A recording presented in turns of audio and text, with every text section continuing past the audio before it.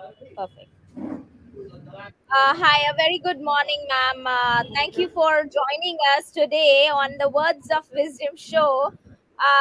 Let me all welcome you all. We have a very distinguished professor with us. She is a researcher, practitioner, as well as an academician. And it's an honor to have her with us today in the morning on the last day of the year. Welcome, Professor Sapna Narula, the Dean of Nalanda University. Thank you for joining us. Thank you, Harsha. Thank you. And I also welcome all the viewers. Thank you, ma'am. Ma'am, we would like to understand from you why is CSR and sustainability important right now? Why is sustainability now?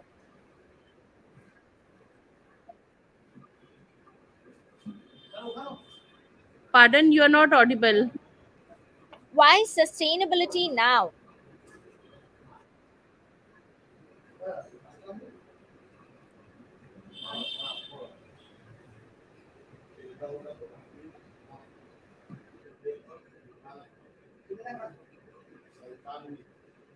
Harsha, Why it is do, not audible. why do you need sustainability now? Oh,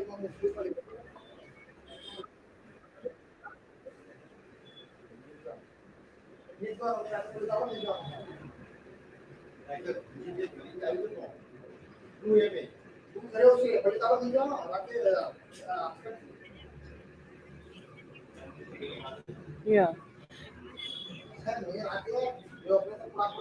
I will do. Same thing you will keep doing on WhatsApp. Okay. Okay. And you can be also there. Yeah.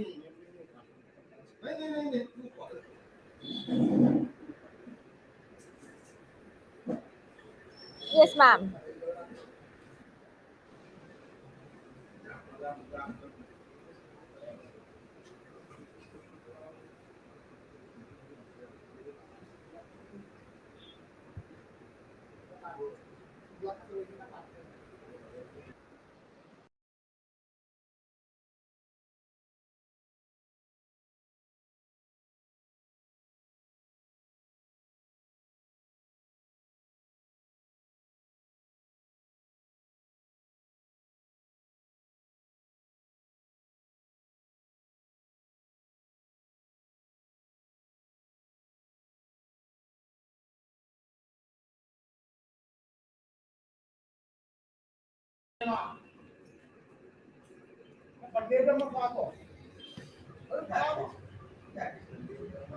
Yes, ma'am. Why climate change and sustainability now? Why climate change and sustainability now?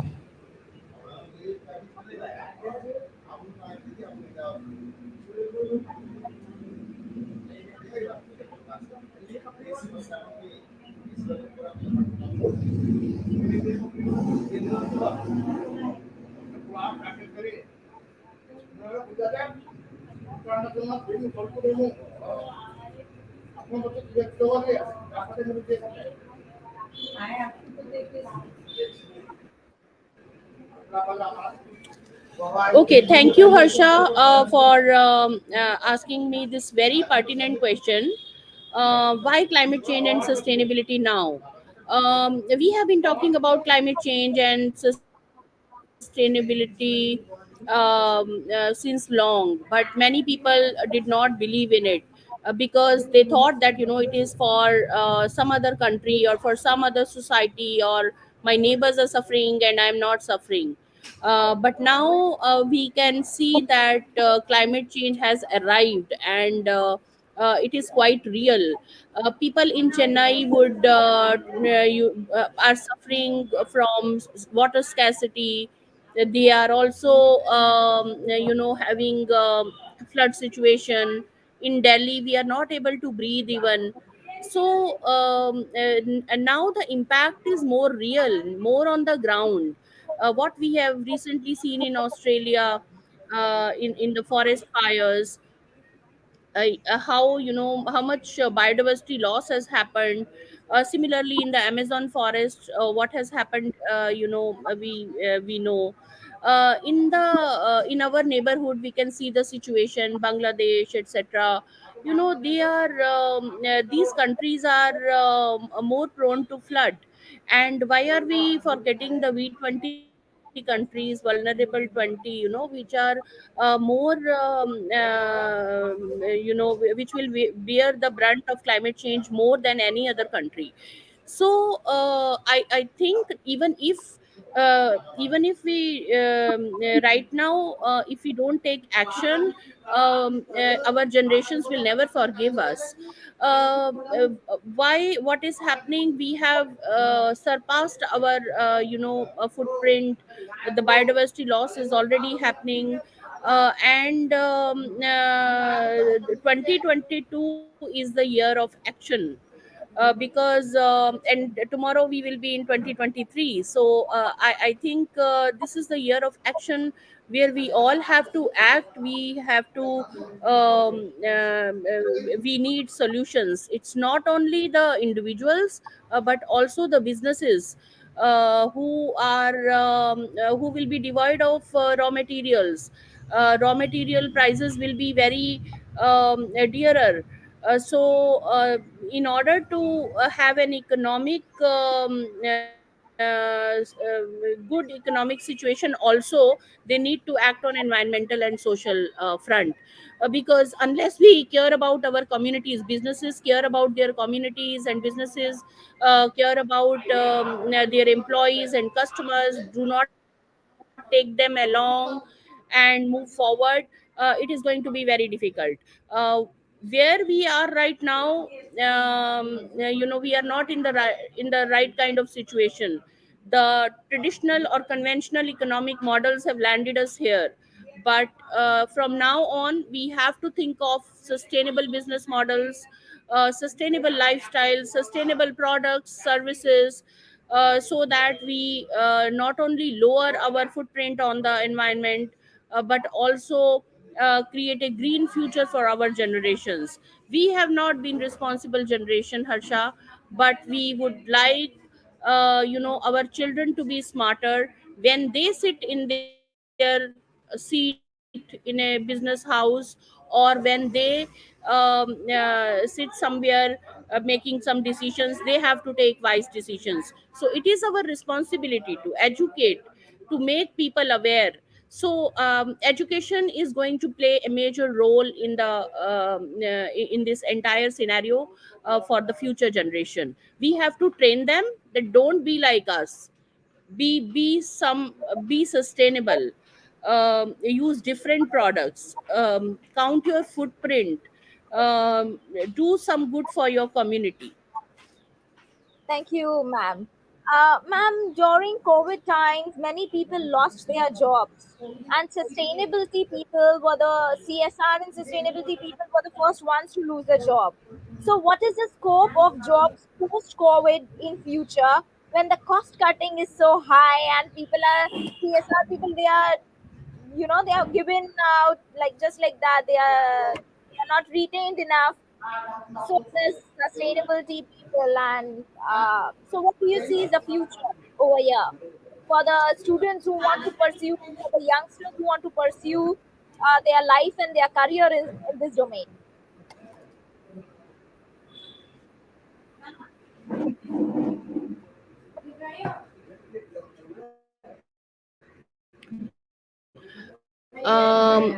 Yes, Harsha. A post-COVID situation is going to be very challenging for all of us.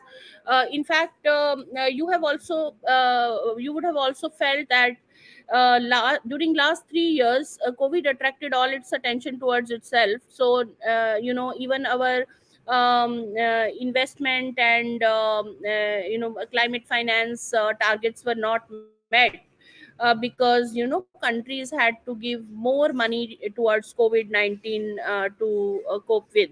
But a post COVID situation is going to be different. Number one, transition that I see happening is that we are going future of work is going to be different. Work is going to be people will have more choices. So future of work means new different kinds of jobs will be there. We may not be working 9 to 5, but we may be working on 5 different projects, and we may be working on an area where I'm really passionate about. And I may be worried not only about earning money but also doing some social good. So this is how, this is number one change that is going to happen. Number two is, as companies are moving towards net zero, there will be a lot of new green jobs being created. I see a lot of jobs being created towards circular economy, waste management, then your net zero itself, even GHG accounting. So companies will be needing practitioners who can work on problems, uh, which are who can see the problems from all the angles, not only from the economics but also the environmental and social angle. So decision making process is going to change in the near future. So that change, and an expansion of opportunities for green jobs, although we will be losing some jobs. For example, if somebody is shutting its coal based plant, we will be losing those jobs, but the skills that we would be needing will be more greener. And this is where, I told you that education is going to play an important role. So new jobs, expansion of green jobs, new skills. There would be GHG accounting professionals would be required. People who can write sustainability report would be required. People who can do integrated thinking or reporting would be required.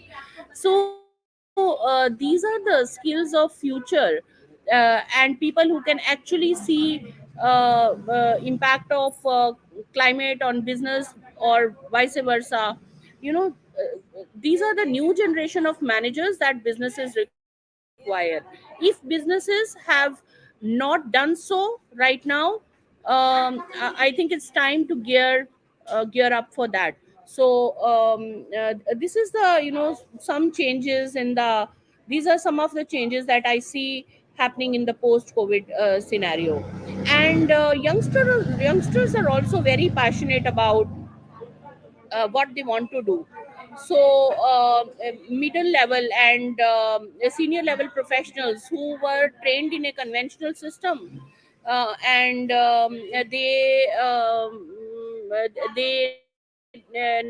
never had time to expose themselves to sustainability education or a CSR education. They would also be turning towards some short term courses, practitioner courses, etc. um, Youngsters would also not be devoting much time to conventional degrees. So I think these types of courses and programs are going to make their mark in the near future. Thank you, ma'am. I would like to understand from you. You've been with us for quite some time now. You've stayed with us. What has been your experience at IICSR, and what do you think would be the future of institutions like us, which are focused on sustainable development and CSR and ESG and allied areas around sustainable development?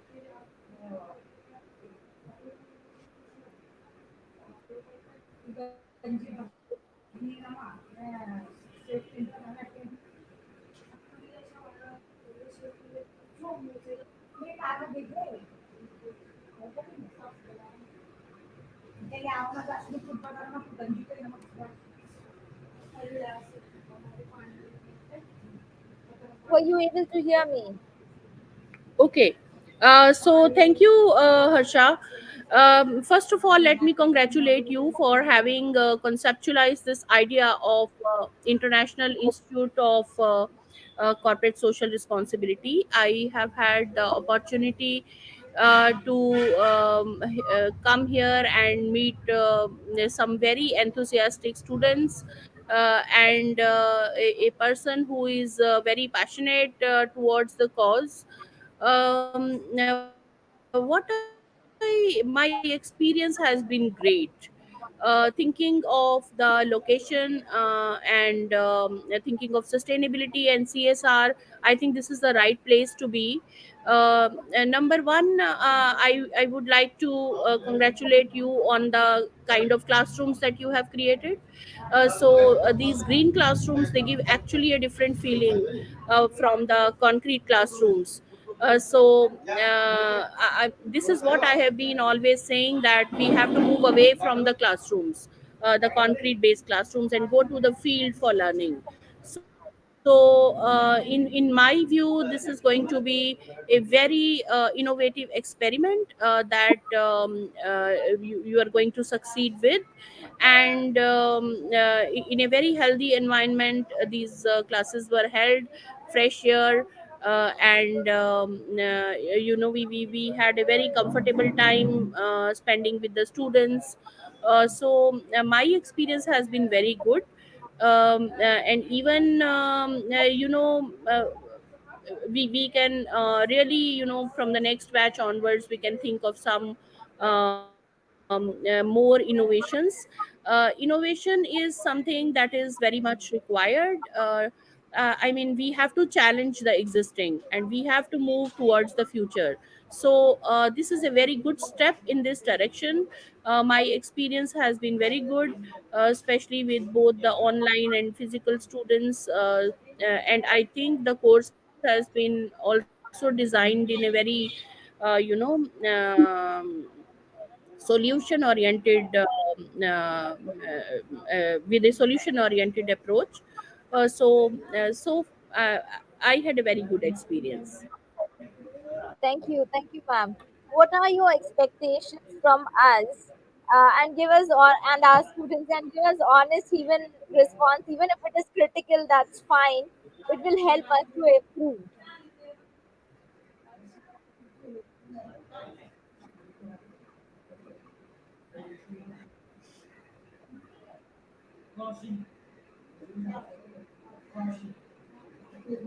So, what do you think should we do to improvise? so um,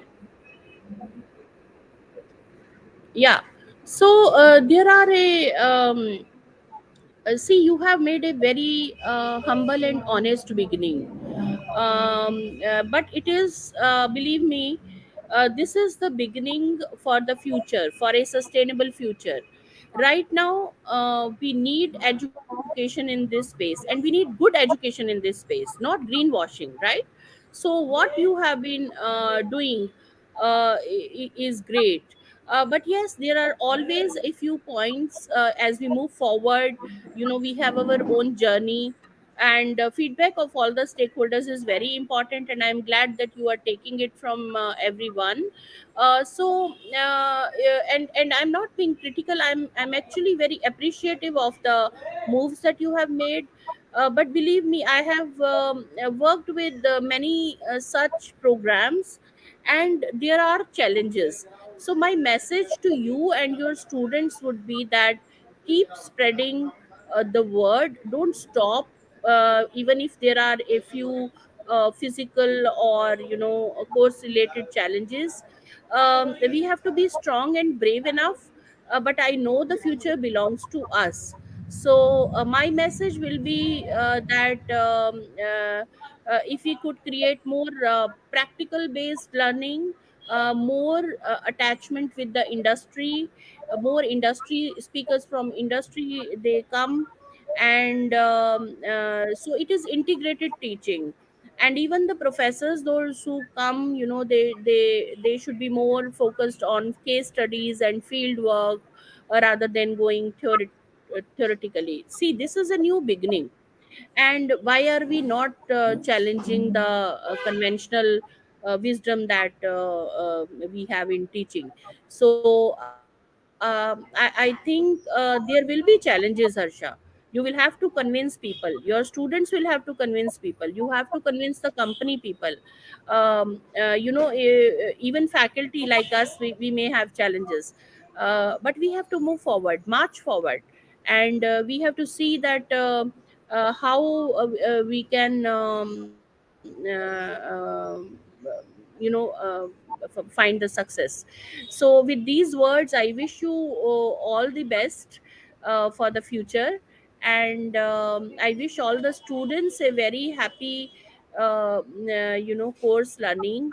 And they should not stop here. Sustainability begins from here, actually, because sustainability is something, every day something is changing. Governments are changing their frameworks, they're coming up with, for example, our own Indian government is, our prime minister's Panchamrit pledge.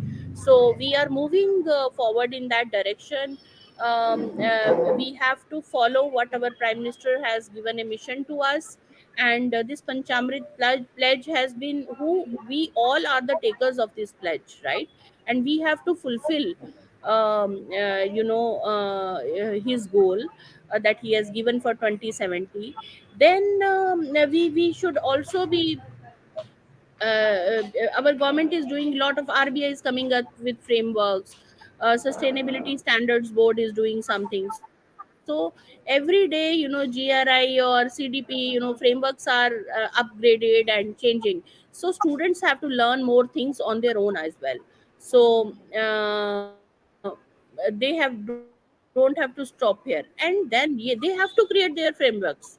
So they are the action makers. So I would suggest that they should also create innovations. They should create new frameworks wherever they see gap, a space, they should move forward.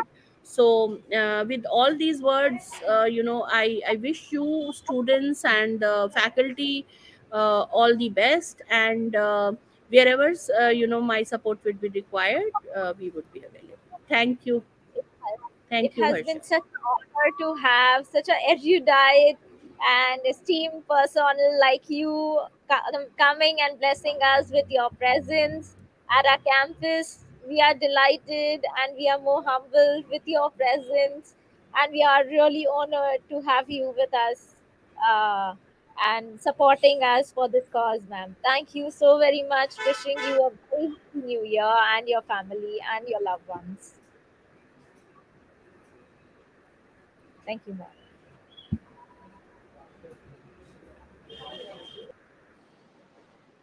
So that was one of our professors, Professor Sapna Narula.